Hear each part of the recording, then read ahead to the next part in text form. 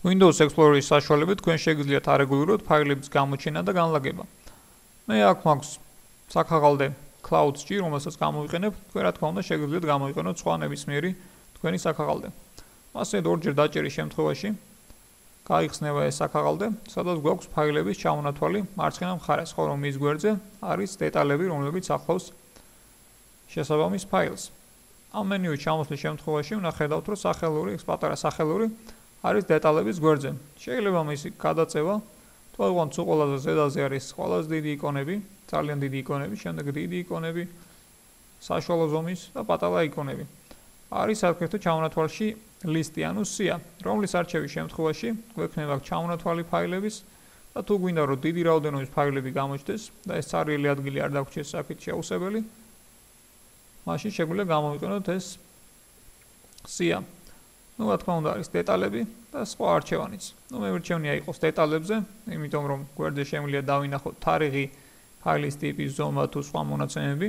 იმის მინდა მიხედვით თუ რა ტიპის ფაილების საქაღალდე არის. ხოლო ახლა დავანებოთ თავი ამ ჩამონათვალს და შევიდეთ სურათების საქაღალდეში, სადაც გამოხატულია მხოლოდ სურათები და ისინი არიან დიდი ზომის იკონებად გამოხატული. Windows-მა თვითონ გაარჩია, რომ ეს იყოს სურათების საქაღალდე და მოარგო იგი სურათებს. ზევით გვაქვს ჩვენ menus ბარი, ასე ვთქვათ, რომელიც თუ თქვენ შემთხვევაში არ ჩანს, შეგიძლიათ ჩამოშალოთ organize menu და შემდეგ layout-ში მონიშნოთ აქ წიჩკა menu ბარის გვერდზე და გაჩნდება აქ ეს menus ბარი. ამ menus ბარში view-ში შესვლის შემთხვევაში ვხედავთ, რომ დაყენებული არის large იკონებზე, ანუ დიდი ზომის იკონებზე.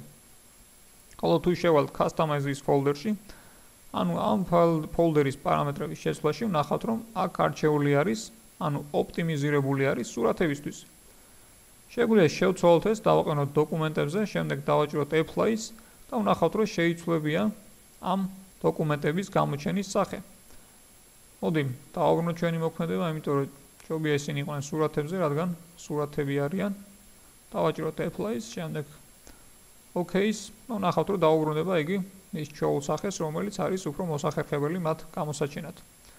დავუბრუნდეთ უკან, სადაც გვაქვს იგივე ფაილების ჩამონათვალი, რომელიც ცოტა ხნის წინ დავტოვეთ.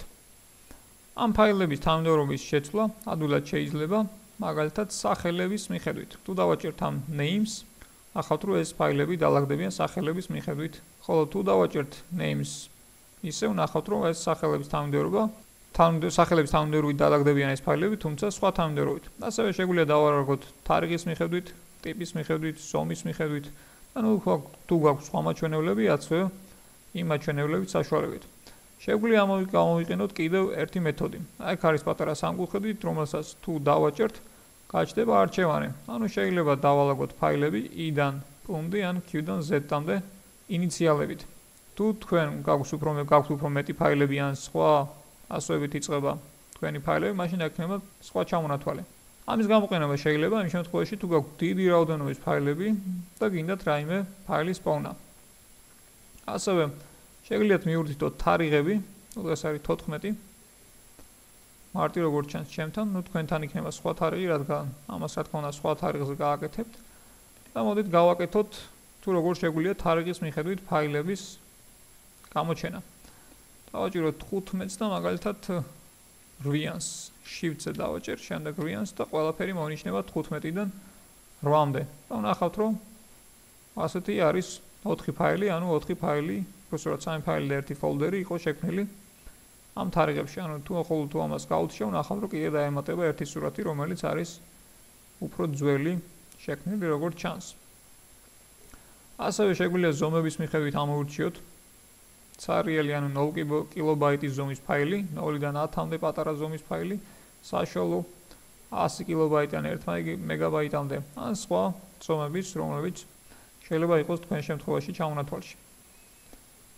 ასევე შეგვიძლია ამოვირჩიოთ ტიპების მიხედვით ფაილი და სხვა მახასიათებლების მიხედვით, თუ კიდევ აქ სხვა მახასიათებლები არის ნაჩვენები თქვენ შემთხვევაში.